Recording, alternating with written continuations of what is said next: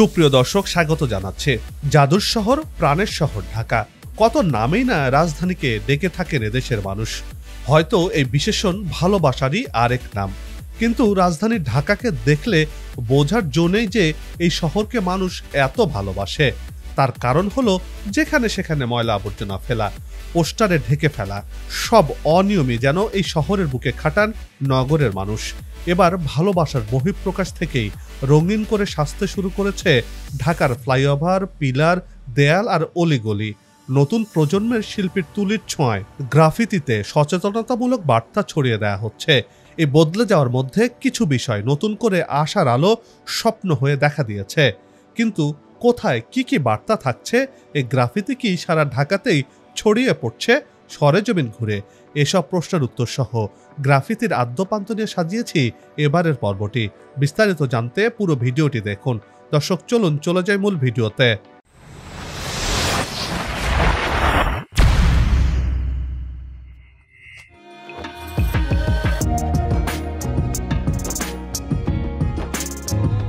যুগে যুগে বিভিন্ন সময়ে পৃথিবীর বুকে আন্দোলনে প্রতিবাদের ভাষা হিসেবে জায়গা করে নিয়েছে গ্রাফিতি, স্লোগান, দেয়াল লিখন, যা আন্দোলনের অস্তিত্বকে বহন করে প্রজন্মের পর প্রজন্ম। বাংলাদেশের সব আন্দোলনেও দেয়াল লিখন বা চিত্র জড়িয়েছিল অঙ্গাঙ্গিভাবে। সেই 52 ভাষা আন্দোলনে রাষ্ট্রভাষা বাংলা চাই থেকে শুরু করে 71-এর জয় বাংলা, 90-এর স্বৈরাচার বিরোধী আন্দোলনে স্বৈরাচার নিপাত যাক, গণতন্ত্র মুক্তি পাক, এসব গ্রাফিতি বিভিন্ন সময়ে দেখতে পাওয়া যায় দেয়ালে দেয়ালে।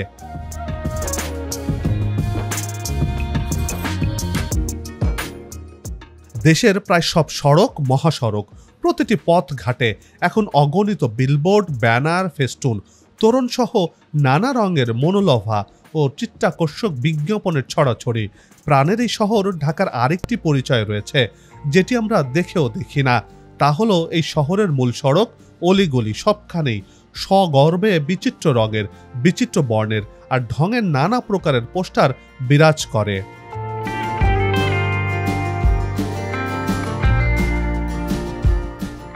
মূল দেয়াল, বিদ্যুতের খুঁটি, টেলিফোন সংযোগ বাক্স, সড়ক পরিচিতির ওপর কোথায় নেই পোস্টার? এবার সেই পোস্টার বাহিনীকে দূরে হটিয়ে দিচ্ছে নতুন জাগরণ। বৈষম্য বিরোধী ছাত্র আন্দোলনের মাধ্যমে প্রাণের এই ঢাকা নবযুগে প্রবেশ করছে। তরুণদের হাতে আঁকিবুকিতে আগামীর বাংলাদেশকে তুলে ধরার প্রতিশ্রুতি দিয়ে যাচ্ছেন এই তরুণ প্রজন্ম।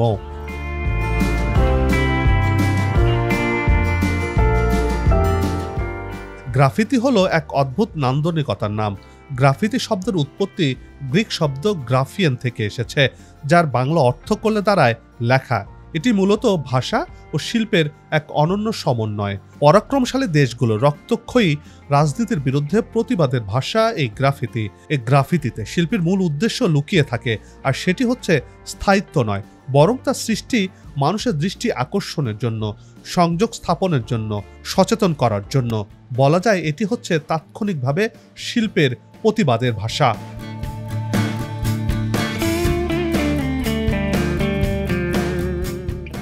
গ্রাফিতি সাহিত্য না হয়েও লেখার শিল্প, চিত্রকলা না হয়েও অঙ্কন শিল্প।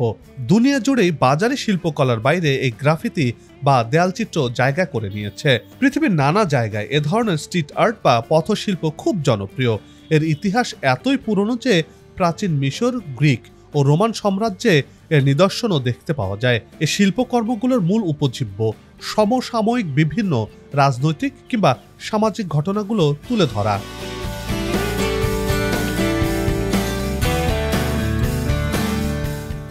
ব্যঙ্গ বিদ্রুপের ভেতর দিয়ে কখনো ফুটিয়ে তোলা হয় যুদ্ধবিরোধী বক্তব্য কিংবা শান্তির বার্তা, কখনো এটি হয়ে ওঠে রাষ্ট্রীয় নিপীড়ন, প্রচলিত নীতি কিংবা সিদ্ধান্তের বিরুদ্ধে প্রতিবাদের শৈল্পিক রূপ, কখনো হয়ে ওঠে নাগরিক অধিকার আদায়ের হাতিয়ার। এই ধরা যাক বৈষম্য বিরোধী ছাত্র আন্দোলনে শেখ হাসিনা সরকারের পতন ও ছাত্র জনতার বিজয় চিত্রগুলোকে দেয়ালে দেয়ালে আঁকা গ্রাফিতির কথা। জুলাই মাসে আমাদের ভাইরা আমাদের জন্য রক্ত দিয়ে, তাও যারা জানে না, হয়তো এটা তো অনেকদিন হয়ে গেছে, মনের মধ্যে থেকে হয়তো এটা চলে যাবে, কিন্তু যখন ওরা হেঁটে যাবে তখন ওরা এগুলা দেখে ভাববে, আরে জুলাইটা এখনো শেষ হয় নাই, জুলাই তো চলতেছে। আমরা এই জন্য মূলত গ্রাফিতি গুলা করবো। আর আমরা একটা ভালো বাংলাদেশ চাই, একটা এমন বাংলাদেশ চাই যে বাংলাদেশের মধ্যে কোনো ধরনের ক্রাইম থাকবে না, যে বাংলাদেশের মধ্যে সবাই স্বাধীনভাবে চলতে পারবে, তার কথা বলার সবকিছুর অধিকার থাকবে, এমন বাংলাদেশ চাই। আমার কোনো ধরনের বৈষম্য হবে এরকম বাংলাদেশ চাই।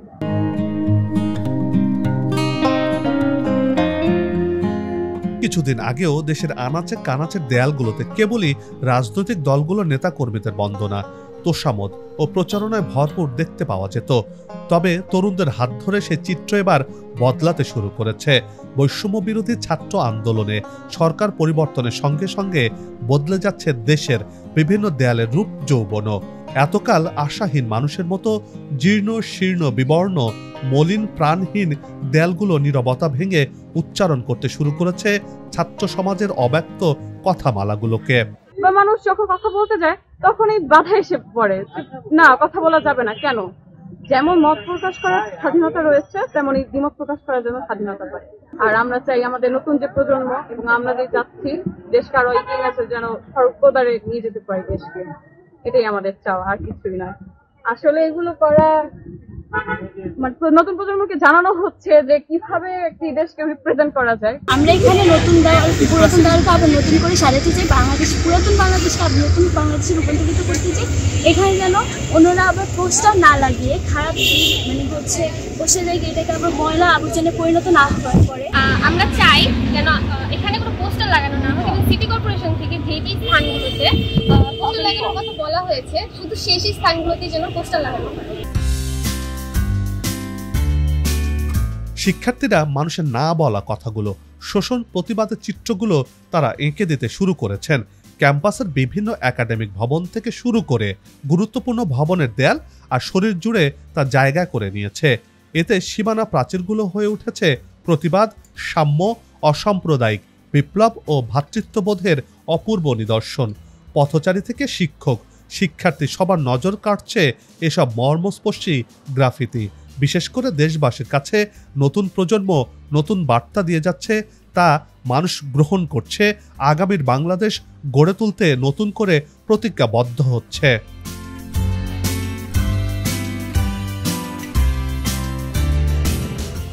এসব গ্রাফিতিতে ছাত্র আন্দোলনের শহীদদের প্রতিকৃতি ও তাদের প্রতি শ্রদ্ধার পাশাপাশি উঠে এসেছে সম্প্রীতির কথা, উচ্চারিত হয়েছে সমাজ ও রাষ্ট্রের সমতার বাণী, শোষণের কথা, বাক স্বাধীনতার কথা, মাথা নত না করার প্রত্যয়, বাঙালি ও পাহাড়িদের সম অধিকার সহ অন্যায় অবিচারের বিরুদ্ধে ক্ষোভ আর প্রতিরোধের অগ্নিময় উক্তি ও সাহসী চিত্রায়ন ঘটছে রাজধানীর দেয়ালে দেয়ালে।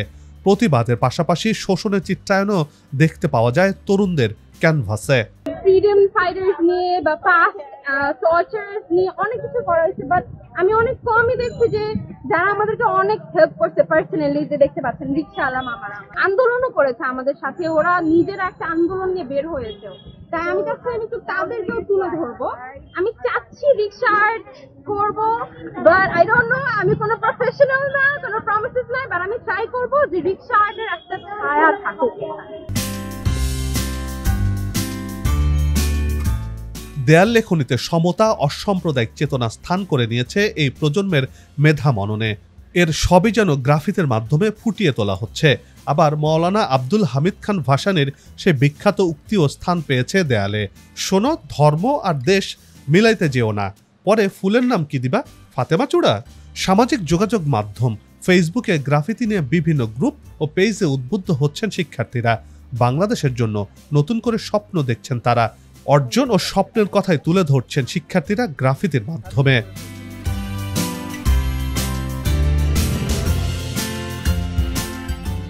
সবার জন্য বাংলাদেশ গড়ার লক্ষ্য নিয়ে কাজ করছে ছাত্র সমাজ।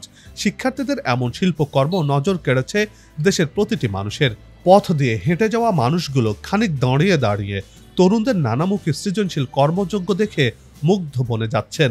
এসব শিল্পকর্ম ছড়িয়ে পড়ছে ভার্চুয়াল মাধ্যম ও সংবাদ মাধ্যমেও, যার মাধ্যমে দুনিয়ার নানান প্রান্তে দেশের তরুণ প্রজন্মের সব কর্ম ছড়িয়ে পড়ছে।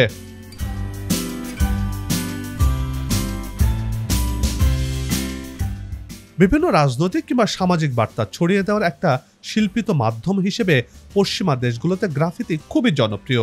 তবে বাংলাদেশে আগে এর তেমন ব্যবহার দেখা যায়নি। বিশ্বের বিভিন্ন জায়গার প্রতিরোধ আন্দোলনগুলোতে গ্রাফিতি অন্যতম অনুষঙ্গ হয়ে উঠেছে। এর আগে 90-এর দশকে বিশেষ করে ঢাকা বিশ্ববিদ্যালয় এলাকায় কষ্টে আছি আইজুদ্দিন দেয়ালে লেখাটি বেশ নজর কেড়েছিল। পরের দশকে দেখা গেল আরেকটি দেয়াল লিখন অপেক্ষায় নাজির। তখনকার রাজনৈতিক পরিস্থিতির সঙ্গে মিলিয়ে অনেকে এগুলোকে ব্যাখ্যা করতেন। বর্তমানে চিত্রটাও ঠিক একই রূপে জায়গা করে নিয়েছে।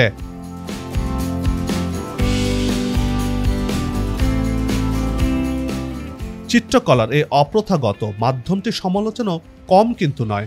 অনেক দেশে গ্রাফিতি বিতর্কিত ও নিষিদ্ধ। অধিকাংশ দেশে গ্রাফিতিকে বিকৃতি ও ধ্বংসাত্মক শিল্প হিসেবে গণ্য করা হয়, কারণ অনেক সময় সন্ত্রাসী গোষ্ঠী তাদের সক্রিয়তা গ্রাফিতির মাধ্যমে প্রচার করে থাকে। সব দিক ভুলে নতুন বাংলাদেশ গড়ে উঠুক, নতুন প্রজন্মের হাত ধরে বাংলাদেশ লক্ষ্য পূরণে এগিয়ে যাক।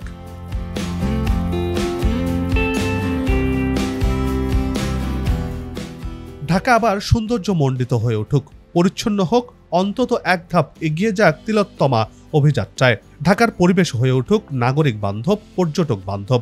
আর আমরা এই নগরের বাসিন্দারা যদি একটু সচেতন হই, যেখানে সেখানে ময়লা আবর্জনা না ফেলি, কিংবা নিজের ব্যবহার করা পানির বোতল বা মুড়ির ঠোঙ্গাটিও যদি সুনির্দিষ্ট জায়গায় ফেলি, তাহলে এই শহরে ময়লার সংখ্যা কমতে থাকবে, শহর হয়ে উঠবে বাসযোগ্য।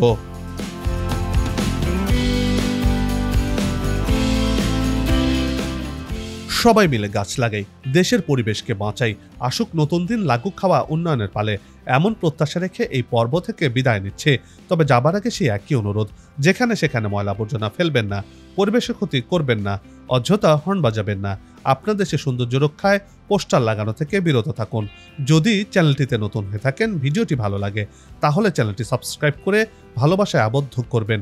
ভালো লাগা না লাগার বিষয়টি কমেন্টে লিখে জানাবেন। কি ধরনের ভিডিও দেখতে চান তাও জানানোর অনুরোধ রইল। আগামীতে আবারও দেখা হবে নতুন কোনো জায়গা, তথ্য, ইতিহাস আর উন্নয়ন চিত্র নিয়ে। নিজে ভালো থাকুন, দেশকে ভালো রাখুন, আমাদের সাথেই থাকুন, দেখতে থাকুন দেশের এগিয়ে যাওয়ার চিত্র। ধন্যবাদ।